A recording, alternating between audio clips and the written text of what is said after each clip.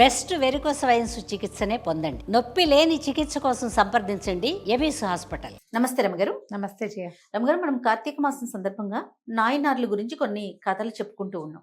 ఎవరిదైనా ఒకరికి చెప్పండి అండి. నాయనార్ గాథలు భలే వింతగా ఉంటాయి జయ. తీవ్రమైన భగవద్భక్తి. ఇలా కూడా ఉంటారా అనేలాగా ఉంటుంది కదండి. అంటే మనకి అర్థమయ్యేదానికంటే పై లెవెల్ అనమాట. మనకి ఇంత భక్తి ఉండొచ్చు, మనకు తెలుసు కొంత. వీళ్ళది ఏంటంటే ప్రాణాలు తీసుకోవటానికి కూడా సిద్ధపడేలాంటి తీవ్ర ఎక్స్ట్రీమ్ భక్తి. ఈ కాలంలో కూడా ఉన్నారేమో మరి, ఎవరైనా మనకు తెలీదు. మేబీ తెలియదు అది. ఈ చోళ దేశంలో ఈ కావేరీ నది పరివాహక ప్రాంతంలో ఒక అద్భుతమైన ఊరు, భాగ్య సంపదలున్న ఊరు ఒకటి ఉందట. ఆ ఊర్లో పరంజ్యోతి అని ఒక ఆయన, పరంజ్యోతి నాయనారిని ఒక ఆయన జన్మించాడు. అయితే ఈయనకి ఎంత శివభక్తో, ఈయన భార్య కూడా పరమభక్తి, ఇద్దరే వాళ్ళు. అయితే ఏమైందట, ఈయన ఎవరైనా శివభక్తుల్ని భోజనానికి పిలిచి ఆయనకి భోజనం పెట్టాక, ఆయన తిన్నాక అప్పుడు భార్యాభర్త భోంచేస్తారు రోజు. అది వాళ్ళ నియమం. ఓకే. వీళ్ళకి తోటలు, దొడ్లు, ఇల్లు, వాకిలి అన్నీ బాగున్నాయి, పశువులు బాగున్నాయి, ధనధాన్య సంపత్తులు కలిగితే ఊరు. ఈయన కూడా అలాగే ఉంది. అయితే ఏంటంటే ఈయన ఎవరైనా పెద్దవాళ్ళు కనపడేసరికి వినయంతో వంగిపోయి చిన్న పిల్లవాడిలాగా, మీరు చాలా పెద్దవారు, నేను చాలా చిన్నవాడిని అనేవాడు.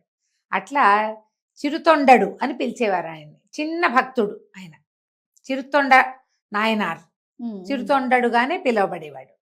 ఆయనకున్న పరంజ్యోతి నాయనార్ పేరుని ఎవరు పిలిచేవాళ్ళు కాదు, అందరూ చిరుతొండడనే పిలిచేవాళ్ళు. అయితే ఏమైందట, ఎవరో ఒక భక్తులు వాకిట్లో వెళ్ళేవాళ్ళని, వీరమహేశ్వర్లు ఉంటారు కొంతమంది, బొట్లు బాగా పెట్టుకుని, తర్వాత ఏదో దేశం వెళ్తున్న వాళ్ళు, దేవళానికి వెళ్ళేవాళ్ళు, తర్వాత యాత్రలకు వెళ్ళేవాళ్ళు. ఇట్లా వాకిట్లో ఎవరు కనపడినా సరే వాళ్ళు శివభక్తులను తెలుస్తుందిగా విభూతిని బట్టి, అయ్యారండి మా ఇంట్లో భోజనం చేద్దురుగానని తీసుకొచ్చేవాళ్ళు. కొన్ని రోజులు గడిచినాయి. అయితే ఒకసారి పరమేశ్వరుడు ఎన్ని పరీక్షించదలుచుకున్నాడు చిరుతొండని. వాళ్ళ ఒక్కళ్ళు లేరు వాకిట్లు. కొన్ని సీజన్స్లో మనకు కూడా చూడు, ఊర్లో వెళ్ళే జనాలు కొంత సీజన్లో ఎక్కువగా ఉండి కొన్నిసార్లు అసలు ఎవరు కనపడరు, తక్కువ ఉంటారు. ఈయనకి ఒక్క భక్తుడు కూడా కనిపించలేదు. ఈయన ఏమన్నట్ట, నేనట ఊరు పొలిమేరల దాకా వెళ్ళొస్తా, ఎవరైనా శివభక్తుడు ఆకలి కడుపుతూ ఉన్నాడేమో చూసి పిలుచుకొస్తాను, ఈ లోపల వంట అది ముగించుకోమని భార్యకి చెప్పాడు. వీళ్ళకి ఒక కుమారుడు ఉన్నాడు, వాడి పేరు శ్రీరాలుడు. ఒక 6-7 సంవత్సరాలు ఉంటాయి. వీళ్ళు శివభక్తితోటే ఎప్పటికో లేట్గానే పిల్లవాడు పుట్టాడు. పిల్లాడు కొంచెం బడిలోకి వెళ్తున్నాడు, బడికి వెళ్ళే పిల్లవాడు. ఇంట్లో కొంతమంది దాసీలు వాళ్ళు వీళ్ళు ఉన్నారు. చందన్ అని ఒక దాది పిల్లాడిని ఎత్తుకునేందుకు ఉంది. ఆవిడ మహాభక్తురాలే. ఆవిడ కూడా ఈ శివభక్తుడి భోజనం అయితే కానీ తిందు. ఓకే. సరే, ఈయనేమో అట్లా రోడ్డు మీదకి ఎక్కడికో వెళ్ళాడు, ఊళ్ళోకి వెతుక్కొస్తానని. ఇంతలో ఏమైంది, భగవంతుడు ఈయన పరమేశ్వరుడు ఒక ఏమంటారు, మన భైరవ స్వరూపం ఒకటి ధరించి, అంటే ఈ బైరాగుల్లో కొంచెం తీవ్రంగా ఉన్న వాళ్ళు ఉంటారు, వీరమహేశ్వరులు అలా అంటారు. అలాంటి ఒక వైరాగి రూపాన్ని, యోగి రూపాన్ని ధరించి వెళ్ళింటికి వచ్చాడు. వచ్చి కేకేశాడు, శివభక్తులకు అన్నం పెట్టకుండా తినని చిరుతొండ నంబి ఉన్నాడా అని. చిరుతొండడు ఉన్నాడా అని అడిగేసరికి ఆవిడ బయటకు చూస్తే, ఏమిటి మా సాక్షాత్ పరమేశ్వరుడల్లే ఉన్నాడు ఈయన, భైరవ రూపం. ఆయన దండం పెట్టి, అయ్యా శివభక్తులు ఎవరైనా దొరుకుతారేమో చూడడానికి వెళ్ళారండి, రండి మీరు భోజనం చేద్దరు కానీ రండి అని పిలిస్తే, కాదు నంబి వచ్చారు, చిరుతొండడు వచ్చాకే వస్తాను, నేను ఇక్కడ గణపతి దేవాలయం ఉంది కదా అక్కడ ఉంటాను అని వెళ్ళిపోయాడు. ఈయన ఊరంతా తిరిగి ఒట్టి చేతులతో వచ్చాడు. మధ్యాహ్నం అయిపోతుంది, అపరాహ్నం దాటితే మళ్ళీ అన్నం తినడానికి పనికిరాదు. అవును, ఎవరైనా కూడా ఉండరు ఆ సమయానికి. ఇంకాళ్ళు ఈడ్చుకుంటూ ఇంటికి వచ్చాడు ఈ చిరుతొండడు. వచ్చేసరికల్లా ఎవరు దొరకలేదమ్మా అన్నాడు భార్యతో. ఆవిడేమంది, అలా కాదండి, ఇంతకుముందు ఒక ఆయన వచ్చాడు, ఆయన వీరమహేశ్వరుడల్లే ఉన్నాడు, మరి గణపతి దేవాలయం దగ్గర ఉంటానన్నాడు, మీరు పోయి ఆయన భోజనానికి పిలుచురండి అన్నది. ఇంకేం, దీనికి ఆనందం వచ్చింది. సరే మంచి రోజు, ఎవరో ఒకళ్ళు దొరికారు కదా, ఈ లోపల మీరు వడ్డన అది ఏర్పరచుకోండి అని చెప్పి ఎంత దబదబా ఆ గణపతి దేవాలయం దగ్గరికి వెళ్ళాడు. వెళితే దేవాలయం బయట పాస్పెట్లు వేసుకుని పద్మాసనంలో కూర్చుని ఉన్నాడు ఈయన, నీళ్ళు ఎత్తు మనిషి. చాలా సంతోషించాడు, ఆయనకి పాదాలకు దండం పెట్టాడు. అయ్యా మిట్ట మధ్యాహ్నం అయిపోయింది, భోజనం చేద్దురు రండి, మా ఇంటికి రండి అంటే ఈయన అన్నాడు, భోజనానికి ఏముందిరా, నేను అవి ఇవి తిన్ను, మంచి పశుమాంసం కావాలి నాకు, మాంసం స్వయంగా వండి పెడితేనే తింటాను నేను. ఈయనేమో బ్రాహ్మడు. సరే అన్నాడు. అయ్యో దానికేముంది ప్రభు, మీకు ఎలా కావాలంటే అట్లా, మీరు మా ఇంట్లో భోంచేయటమే కావాలి. పశువులకేముంది, మా దగ్గర ఎడ్లున్నాయి, దున్నపోతులున్నాయి, మరి పొట్టేళ్ళున్నాయి, ఉన్నాయి. మాకు సంపద చాలా ఉంది, పశు సంపద. మీకు ఏ పశువు భోజనం కావాలంటే ఆ పశువు భోజనం వండి పెడతా స్వయంగా. రండి వెళ్దాం రండి మా ఇంటికి అన్నాడు.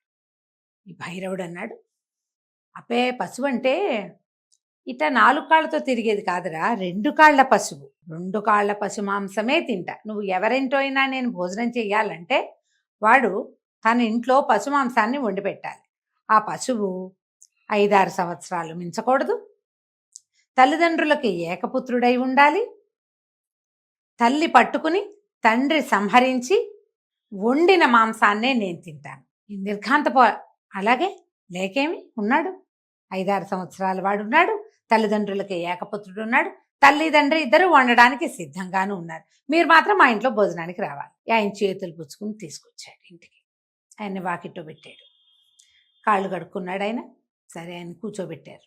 లోపలికి వెళ్ళి, అమ్మాయి భార్యకి చెప్పాడు, ఈయన నరపశువు మాంసమే తింటాట, వాడికి 5-6 సంవత్సరాలే ఉండాలి, తల్లిదండ్రులకి ఏకపుత్రుడై ఉండాలి, తల్లి పట్టుకుని తండ్రి సంహరించి వండి పెట్టాలటమ్మా అన్నాడు.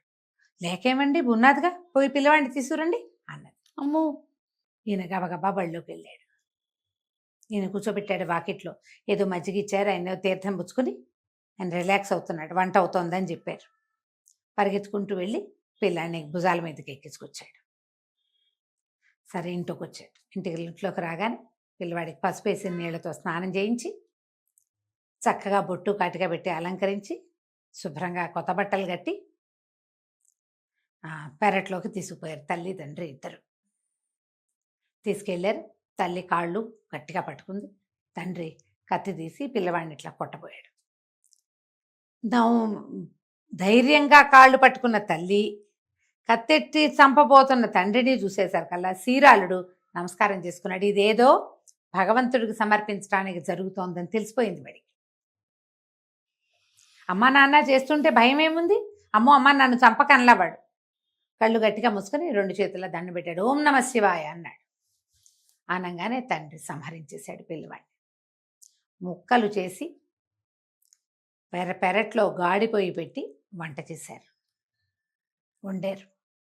వండాక ఈ శిరస్సుని వండకూడదేమో, దీన్ని ఎలా చేయాలో తెలియక ఆ చందన అనే దాది ఉందిగా వీళ్ళింట్లో పిల్లాడిని ఎత్తుకునేది, ఆ చందన దాదికి ఇచ్చింది, శిరస్సు దాచిపెట్టు అని.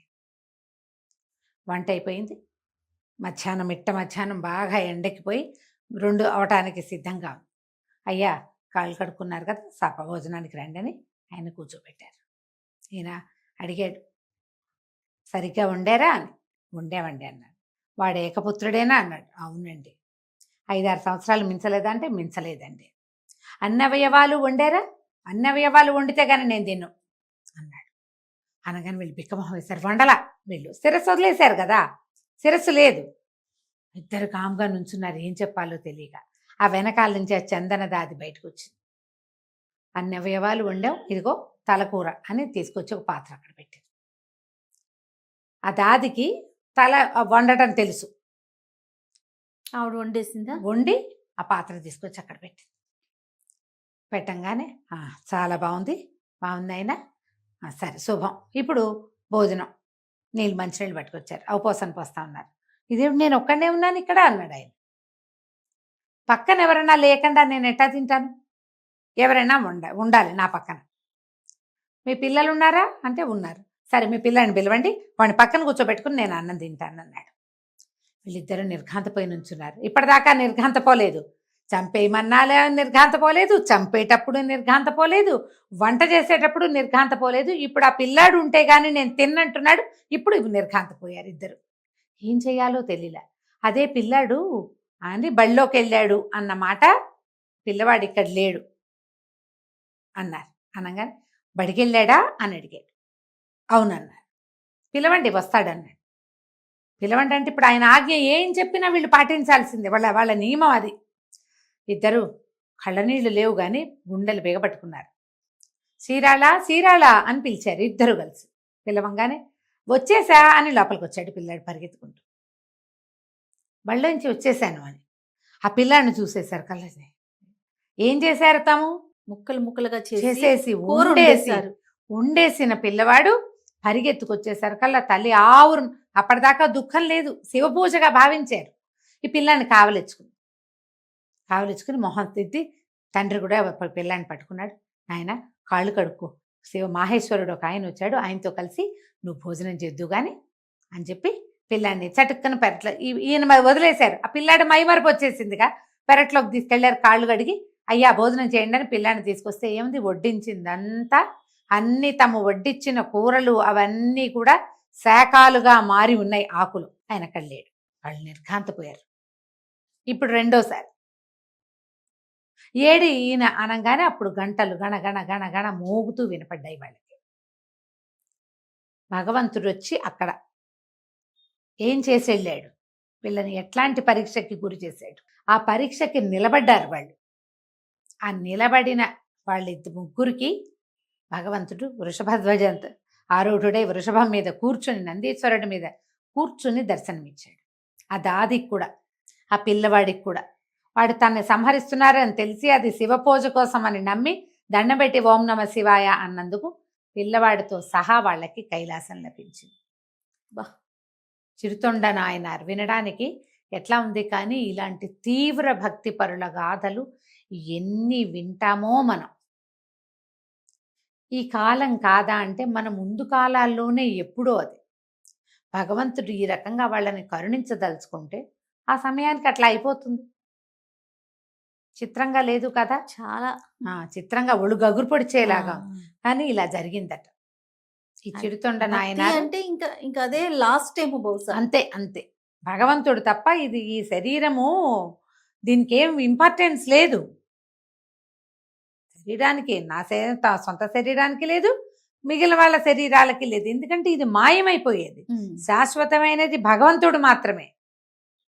మానవ శరీరాలు అశాశ్వతమైనవి, ఏంటి పంచభౌతికమైనవి, ఎక్కడిదక్కడికి వెళ్ళిపోతుంది. ఈ నమ్మకము, ఇంత తీవ్రమైన భక్తి ఉండటం వల్లే ఈ నాయనార్న గాథలు ప్రత్యేకంగా కనపడతాయి. అద్భుతమైన కథ రమ్మ గారు. నమస్తే. నమస్తే.